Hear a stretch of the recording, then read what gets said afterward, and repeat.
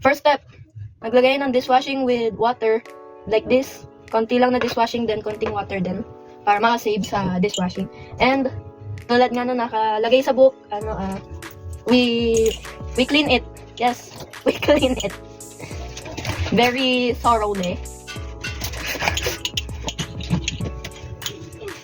Wala akong apron ngayon kasi ayoko mag-apron. Sanay akong ganito. And of course, ito na ang ating glass pang kape. 1 cup. Dapat walang stain ng lipstick. Wala yung stain ko dito. Dapat nililinis din yung lid para walang lipstick. Next, plate na ginamit sa mang inasal. Lagyan natin ng lipstick. De joke lang. So, i-dip sa dishwashing ulit. And then, scrub. Because we want the plates very, very clean. Hindi ko binasa yung book, pero okay. Pati itong side. Linisin na parang manobela ng kotse. Yes. And then, hugasan. As you can see, oh wait, may sabon pa. As you can see, walang walang, what you call this, walang stain, walang lipstick, walang kahit ano. Yes, magulo ang plastic stash. Sobrang lakas ng ilaw. Malakas pa sa, sa future ko. Yan. Oh wait, no. Yan. Warm. Okay, utensils. Spoon and fork. And, kailangan pa ba plastic or bowl container? Di, bahali na. Okay, for the fork, huwag niyo po itong tawaging spoon. Siyempre, we wash it like this. And then, yung handle, syempre. Kasi importante yan. Kasi baka anuhan daw ng virus. Pati yung sa spoon, syempre.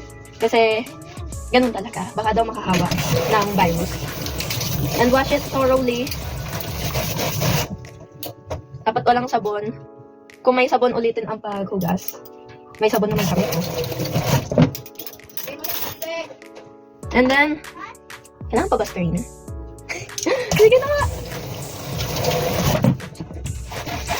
So, sa strainer, syempre yung outside. Ba't mo tinaldan yung ilaw? Mas bright pa yan sa future ko eh.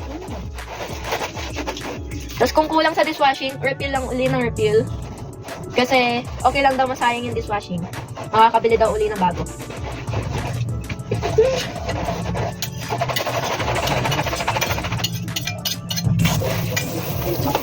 And then, after linisan, we wash it thoroughly. Dapat walang sabon. Kasi pag may sabon, mapopoison yung taong kakain.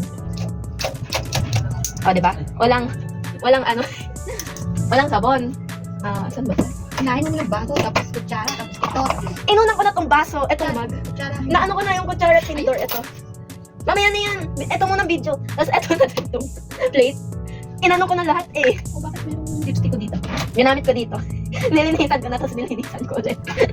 So, Kira ulit ko naglot yan. Ay! Hindi ko makita lipstick ko eh. Hindi ko alam kung saang bag, kung sa backpack or sa school bag or sa sling bag. Anyways, ito ay ginamit sa adobo. As you can see, masarap to. Panes. So, of course, tanggalin yung excess.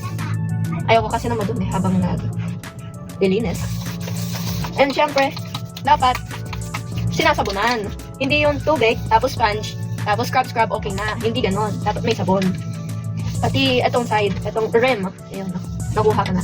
The rim of the bowl. The rim of the bowl.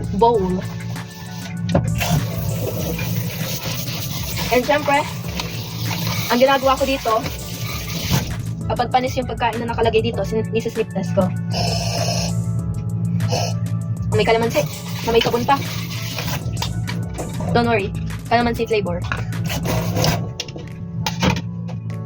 On to plastic. Pinaglagyan ko lang to ng ketchup, pero okay. Okay, so ang trick naman dito is, syempre, loadan mo na maraming dishwashing to. Kasi, ang dishwashing daw, napapatanggal daw ng oil. That's what the internet say. Naka 8 minutes na pala ako. Siyempre, dapat bubbly na bubbly.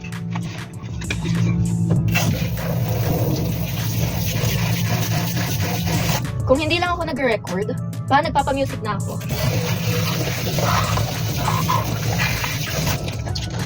O, dapat ganito. Test.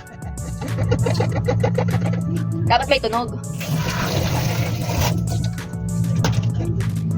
Okay. Oh, wait. Meron pa pala. Mug. Oh, wait. This time, gamitin naman natin yung isang mahal na lipstick. Lip tint pala. And of course,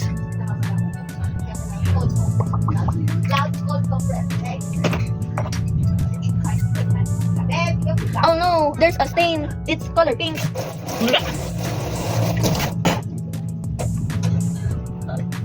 Wala na tuloy lipstick ko. So, of course, etong part na may tint, kailangan linis na linis. Dapat. Walang kung ano. Kasi magagalit si mami kapag may stain.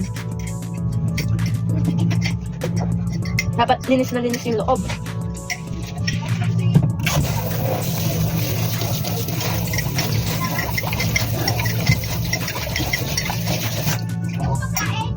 Ayan. Oh, wala nang kape sa loob. Wala nang stain. See? Pwede nang ibenta. Charot. Happy Father's Day ka na to. May sabon na to.